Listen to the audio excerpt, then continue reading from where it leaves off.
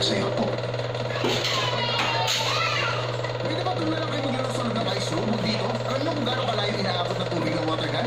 Baka hindi ninyo alam, pwede kayong makabasahan ng iba. Alam niyo, hindi na naman yung ginagawa niya, ha? Yung asawa mong yun? Medyo nakakapiko na ng konti mga pinagagagawa niya, eh. Oo nga, no? Yung mga asawa ko? Umuwi na lang kasi sa inyo. Nagugulong kaming lahat dito dahil sa asawa mo, eh. Hindi na kami makagalaw ng maayos.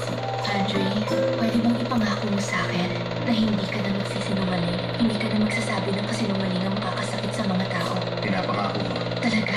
Hindi na, kahit kailan. Nung tinawid ko ang karagatan para hanapin ka, nakikita kong magagandang bituin nito tuwing gabi. Pero nalulungkot ako dahil nag-iisa ako. Pero ngayon, okay lang bang nawala ng pag-aalala ko?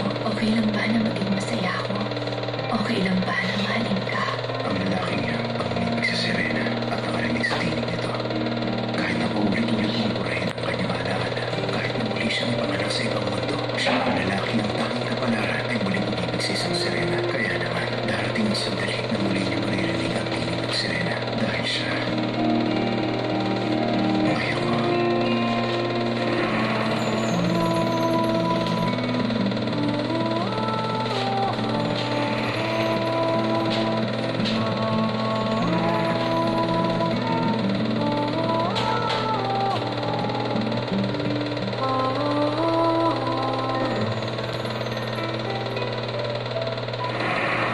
Mamatay ka na. At huwag ka na muling ipanganak pa. Dali lang. Isa kang kriminal, Kim Tamriong. Tanggapin mo ang utos mula sa hari. Anong sinabi mo? Kinulang ka ng Serena at hindi mo nagagampanan ang tungkulin bilang punong bayan. Lumikha ka ng takot sa mamamayan at ginulo mo ang kanilang katahimikan. Ipatatag mo ka sa bayan ng Gyeongsang sa Gyeonggi. Lumapas ka riyan at tanggapin mo ang kautusan.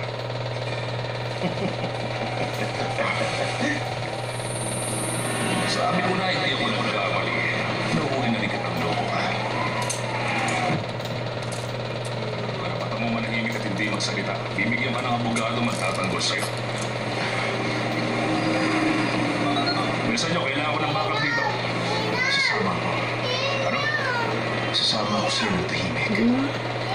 Kaya huwag ka na tumawag ng bata. Halika na. Andre, bilisan mo ang pagbalik.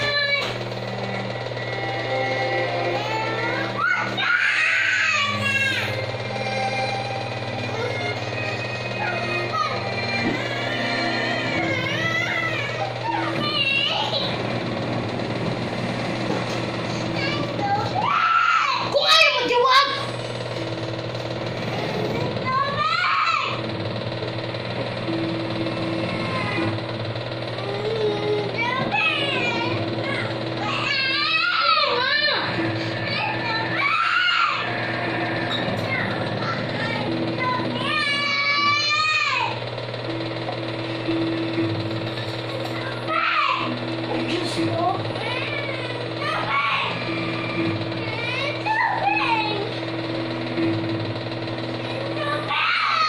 Andre, nasan ka na ba?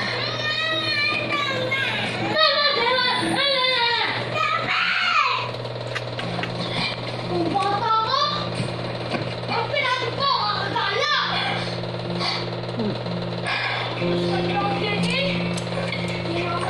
Sir, sasagutin ko lang yung phone ko. Tala na lang.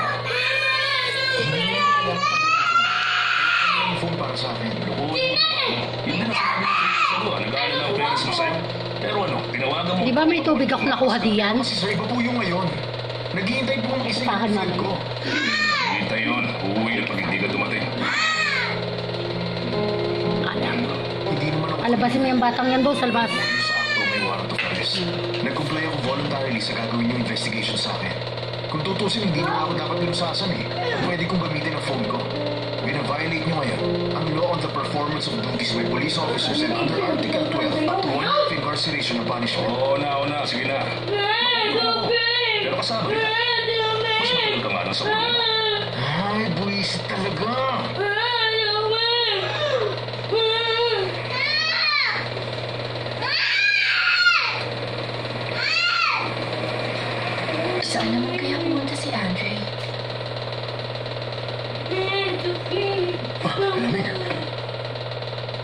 Anong ginagawa niyo rito?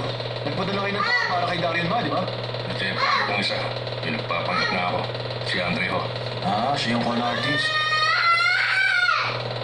Ano sabi mo kanina? Darian Ma ba yung sinabi mo? Oh, yan ka na naman ha.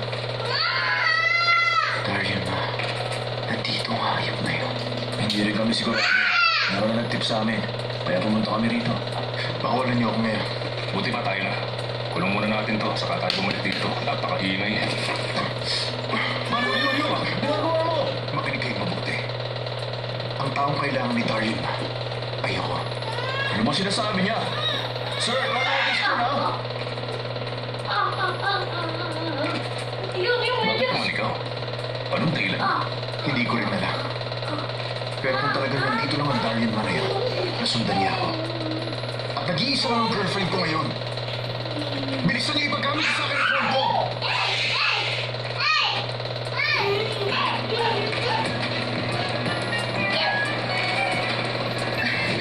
Pag pinili mo na medyo matagalan, matatawagan ko yung number ko. Sagutin mo na. Please, sagutin mo na. Tumatawag si Andre. Hello, Andre? Nasaan ka ngayon? Ito, nandito pa rin. Hinihintay ka. Okay, sige. Meron lang akong biglang kailangang ayusin. May pupuntahan lang ako sandali. Ganito na lang, umuwi ka na, bilisan mo. Okay, sige. Kaya mo na mag-isa? May pera ka ba? Oo, may pera ako. Sige na, magta-taxi na ako. Meron na taxi dito. Okay, sige. Ikaw, huwag mo ipapapagod mo. Sakay ka na. Ano mo pang address ng bahay? Oo, alam ko.